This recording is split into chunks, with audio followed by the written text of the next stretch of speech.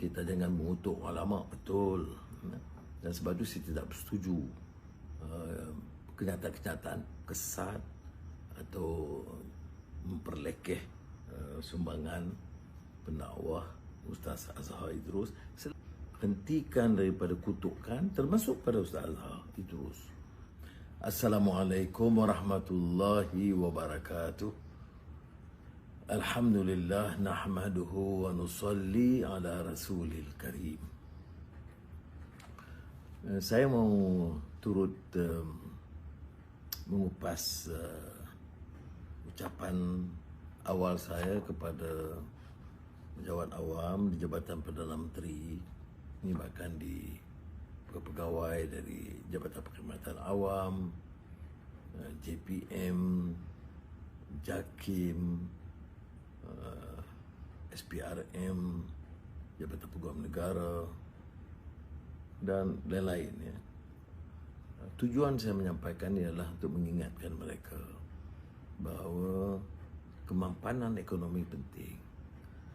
Dan kita bicara tentang peralihan tenaga, kita bicara tentang transformasi digital. Tetapi saya ingatkan bahawa merentas semua soal ini adalah isu nilai, isu akhlak. Dalam konteks itulah saya bawa ayat Al-Quran dari surah Al-Kahfi, iaitu dengan maksud memohon pejabat awam bekerja sebagai satu pasukan dan jangan meninggalkan soal keyakinan, keimanan, akhlak dan nilai. Ini tidak seringkali dilakukan oleh pemimpin negara.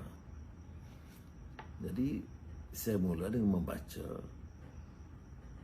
ayat-ayat Quran dari surah Al-Kahfi dan mengupas secara umum.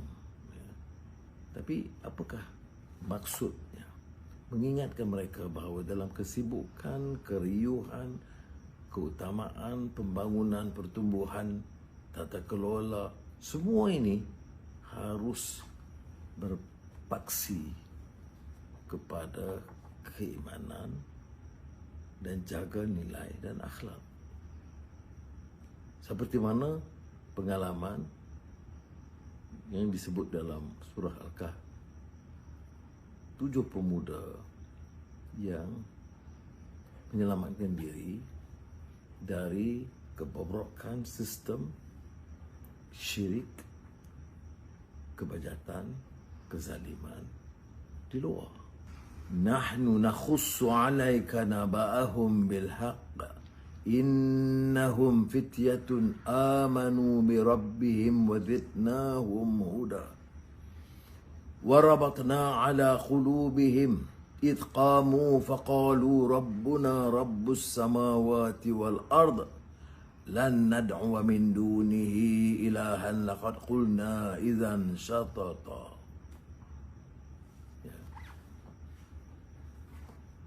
Allah menceritakan di dalam surah Kahfi, akan kuceritakan kisah yang benar.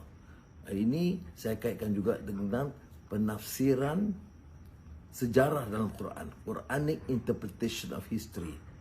Bukan tarikhnya, bukan tempatnya, tetapi message-nya.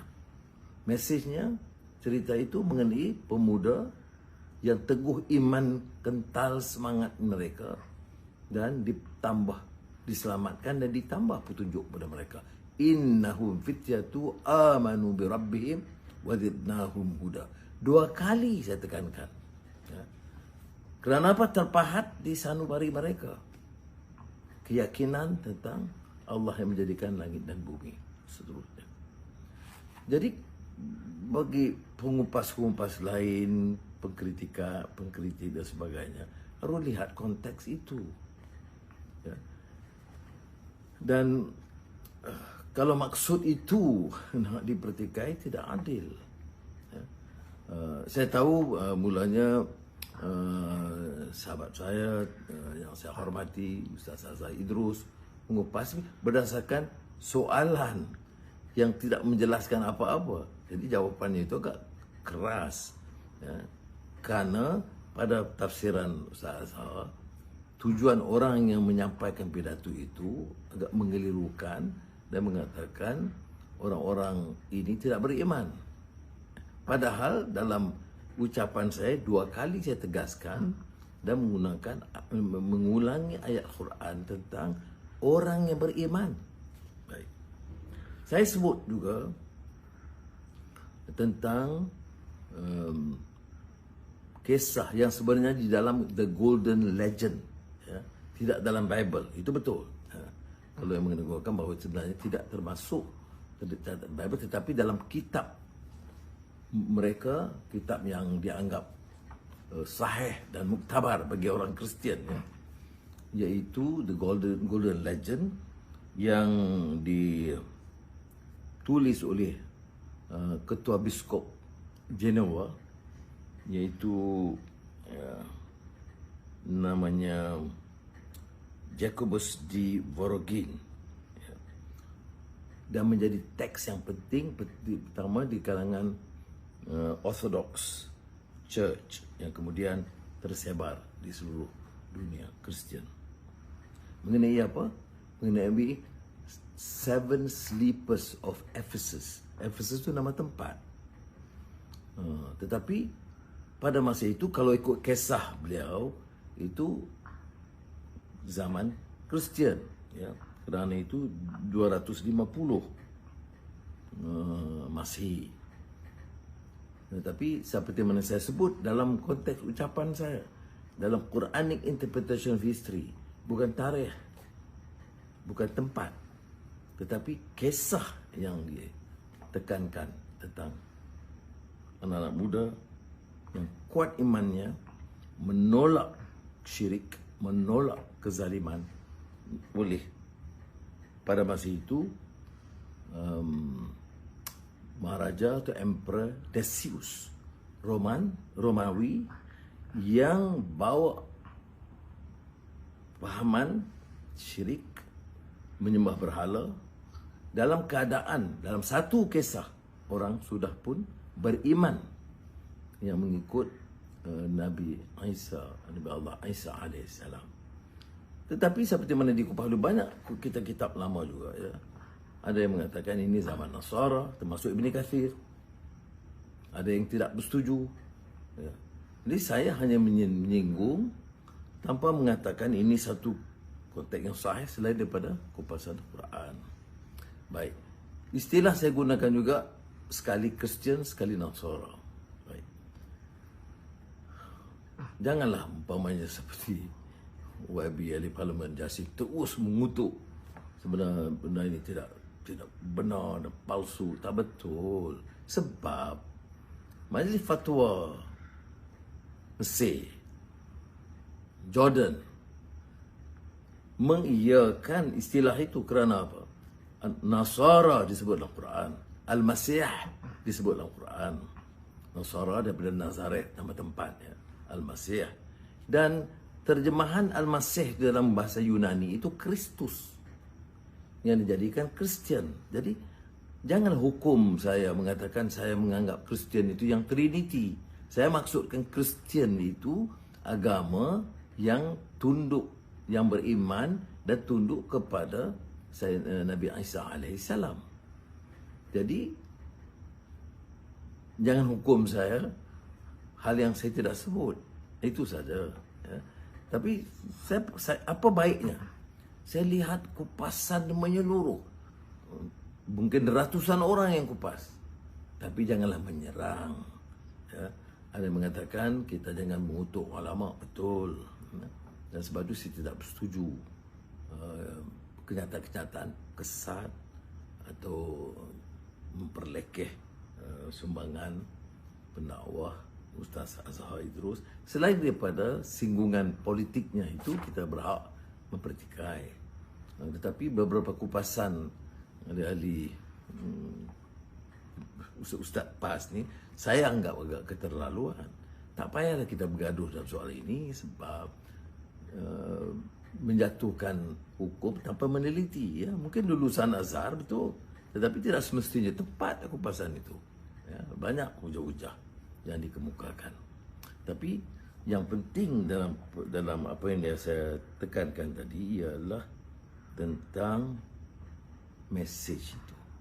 Dan saya harap dengan satu budaya wacana yang baik, hentikan daripada kutukan, termasuk pada Ustaz Azhar Idrus atau pada sesiapa yang lain. Ya. Ada yang katakan jangan kutuk ulama saja. Ulama kategorinya betul ulama atau tidak tu kupas berasingan. Tapi tak semestinya boleh cerca dan hina dan kutuk orang lain. Dan mengatakan ulama saja tidak boleh dikutuk. Jangan kutuk sesiapa. Ya. Ulas dengan baik dan berhak tidak bersetuju. Ya. Tetapi tidak boleh mengatakan bahawa ini menyesatkan. Kerana ada ulasan dan seperti mana banyak dikupas. Saya tidak bermaksud berbuat di sini, tapi banyak kupasan. Bagi saya yang positif apa? Jarang sekali ayat-ayat Quran dibahas begitu meluas dalam media sosial. Dan ini perkembangan yang baik. Asalnya kita jaga adab. Dan sebab itu semasa saya diangkat sebagai Perdana Menteri, di antara buku yang kebetulan pertama yang diedarkan secara meluas yang saya minta oleh JAKIM ialah kupasan marhum Syekh Taha Jabir Al-Alwani, iaitu kitab beliau Adabul Ikhtilaf fil Islam. Adab berbeza pendapat, ikhtilaf dalam Islam. Tapi cerca orang, laknatkan orang, fitnah orang dengan fakta yang tidak betul. Kerana ketaksuban kita bukan kepada Islam, tapi kepada parti. Sehingga kan orang lain yang tidak mengikuti itu dianggap musuh durjana semuanya. Itu yang saya minta dibaca. Ya, kerana ada dia punya kaedah-kaedah untuk berbeza pendapat.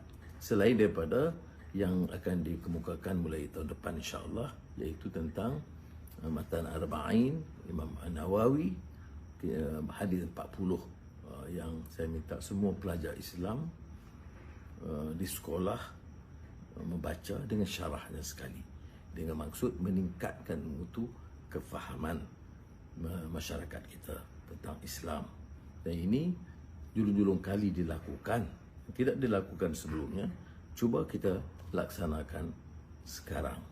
Dan salah satu perkembangan yang saya anggap sangat positif dalam soal polemik